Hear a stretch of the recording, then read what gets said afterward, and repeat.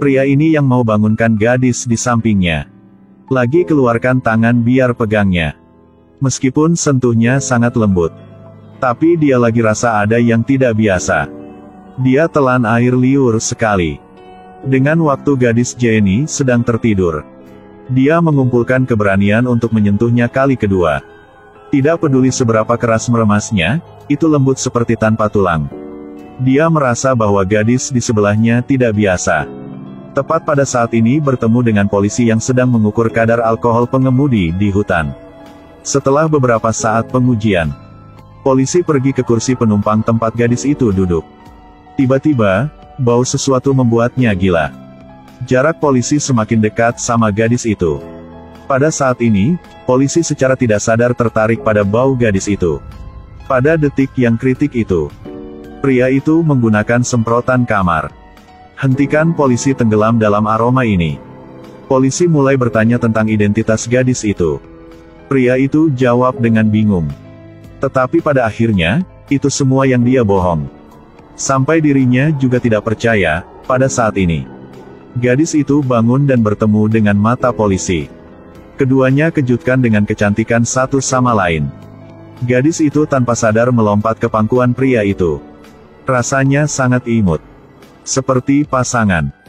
Polisi tidak menghalangi lagi. Buka blok jalan untuk dua orang mereka pergi. Anak muda zaman sekarang sangat menarik dalam percintaan.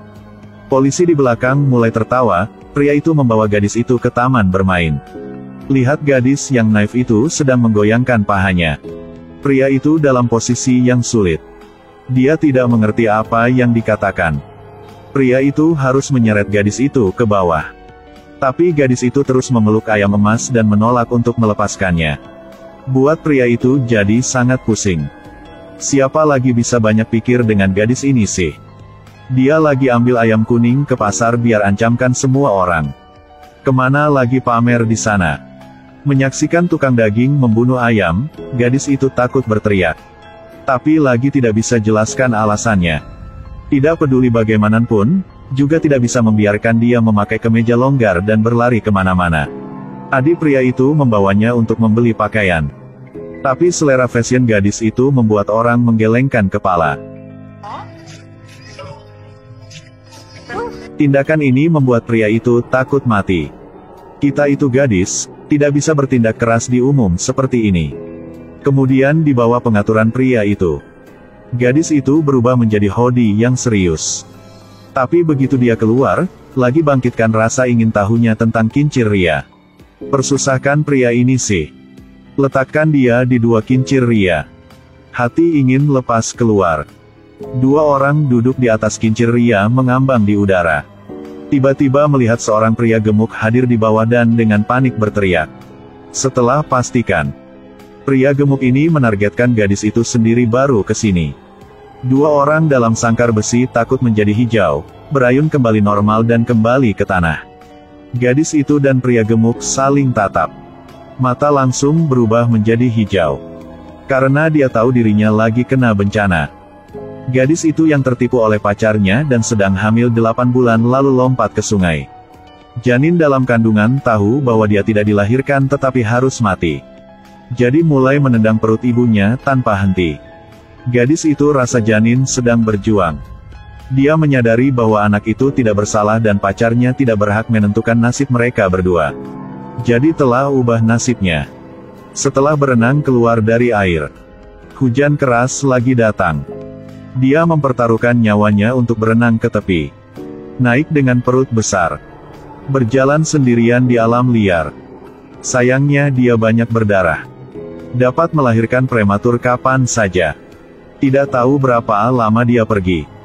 Kekuatan fisiknya habis. Sepenuhnya mengandalkan iman untuk mendukung. Terakhir sebelum jatuh, satu mobil mewah maju, satu pria misterius datang dan selamatkan Mina. Dia tidak hanya bantu Mini lahirkan bayi dengan sukses. Biarkan asisten wanita mengajarkan pengetahuan bisnis buat Mina. Pria itu adalah orang kaya. Dia ingin Mina melatih putranya menjadi pewaris perusahaan. Mina juga tidak buatnya kecewa. Rajin belajar sambil mengasuh anak. Pria kaya itu antar Mina ke rapat besar dan kecil. pergi menemui pelanggan penting.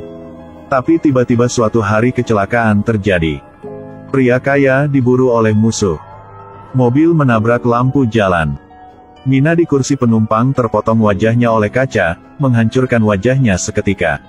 Pria kaya juga luka parah, harus keluar dari dunia bisnis. Mina karena mau balas syukur pria kaya. Setelah operasi plastik, dia mengubah penampilan dan identitasnya.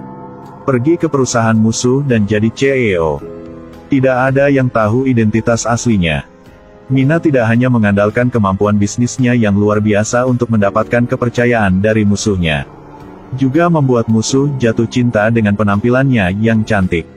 Mereka berdua akan menikah dalam sebulan. Kehadiran seorang pria mengganggu rencana awal Mina. Dia adalah mantan suami Mina. Meskipun tidak langsung mengenali satu sama lain, dia melewati pinggang Mina dan kakinya, mengidentifikasi Mina sebagai istrinya yang sudah meninggal selama bertahun-tahun. Anak itu adalah anaknya sendiri. Di bawah tekanan Taskin, Mini harus bilang semua. Akui bahwa dia adalah mantan istrinya. Dia bilang dirinya melakukan begitu hanya karena dia enggan. Tapi Mina yang hanya bilang setengah kejujuran saja. Dia tidak pernah mengatakan bahwa musuhnya adalah presiden perusahaan. Karena mantan suami bukan hanya bawahan presiden, juga pacar putri presiden. Mantan suami senang memeluk anaknya, tapi mereka masih belum bisa menerima satu sama lain. Sebenarnya anak laki-laki itu bukan anak kandungnya. Mina menggelengkan kepalanya pada ibunya.